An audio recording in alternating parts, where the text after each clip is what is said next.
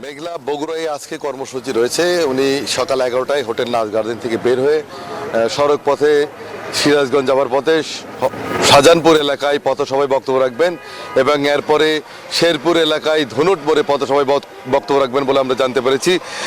শাহজাহানপুরে বগুড়া 7 আসনের সংসদ সদস্য মোর্শেদ মিল্টনের পক্ষে এবং বগুড়া 5 আসনের সংসদ সদস্য প্রার্থী গোলাম মোহাম্মদ সিরাজের পক্ষে যে পথসভা হবে সেখানে তার বক্তব্য রাখার কথা রয়েছে।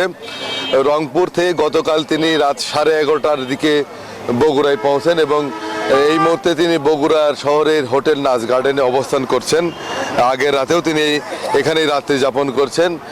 প্রতিদিনই এখানেই সকালবেলা নেতাকর্মীদের ভিড় আমরা দেখতে পেয়েছি। আজকেও নেতাকর্মীরা এসেছেন। সকাল 11টা নাগাদ বিএনপির চেয়ারম্যান তারেক রহমান এই হোটেল থেকে বের হতে পারেন বলে আমরা জানতে পেরেছি এবং এখান থেকে সড়ক পথে সিরাজগঞ্জ যাওয়ার পথে দুটি স্থানে পথসভায় বক্তব্য রাখবেন।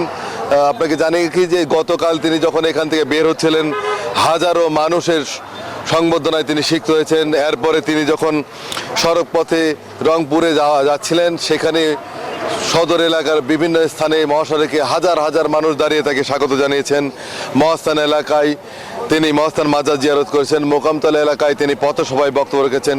সেখানে বগুড়া 2 আসনের সংসদ সদস্য প্রার্থী মিশাল সেই পথসভার আয়োজন করেছিলেন এবং মোকামতলার পথসভায় 10,000-এরও বেশি মানুষকে দেখে তিনি বাস থেকে নেমে সেখানে পথসভায় বক্তব্য রাখেন। এরপরে তিনি রংপুরের কর্মসূচি শেষে বগুড়ায় ফেরেন রাত 11:30টার দিকে।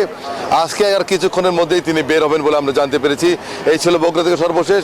একই খবর জানতে চলে যাব সিরাজগঞ্জের সহকর্মী সাইমের কাছে। বাবু দীর্ঘ 20 বছর পর তারেক রহমান সিরাজগঞ্জের মাটিতে কিন্তু পা রাখছেন এবং তিনি তার আসার খবর শুনে কিন্তু সিরাজগঞ্জের যে নেতা কর্মী রয়েছে তাদের মধ্যে কিন্তু ব্যাপক উৎসাহ উদ্দীপনা বিরাজ করছে। ইতিমধ্যে কিন্তু বিএনপির স্থায়ী কমিটির যে সদস্য ইকবাল আসার মাউন্ট করেছেন তার দিক নির্দেশনায় কিন্তু মঞ্চ প্রস্তুত করা হয়েছে।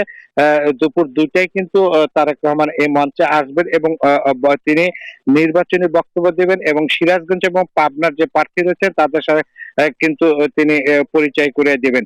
তারেক রহমানের আগমনকে ঘিরে কিন্তু সিরাজগঞ্জের নেতা কর্মীদের মধ্যে উৎসাহ উদ্দীপনা বিরাজ করছে এবং তারা কিন্তু তারেক রহমানের কাছে সিরাজগঞ্জের জন্য অনেক কিছু কিন্তু দাবি রেখেছেন, যেমন নদী ভাঙন রয়েছে, তাঁত শিল্প রয়েছে। এই বিভিন্ন বিষয়গুলা উন্নয়ন যেতে হয় আগামীতে বিএনপি রাষ্ট্র ক্ষমতা গেলে এই দাবিগুলা কিন্তু তারেক রহমানের কাছে তাদের রয়েছে। আমি একটু কথা বলবো যে যারা নেতাকর্মী রয়েছে তাদের সাথে। আসলে এই যে তারেক রহমান আসছে আপনাদের কেমন লাগছে?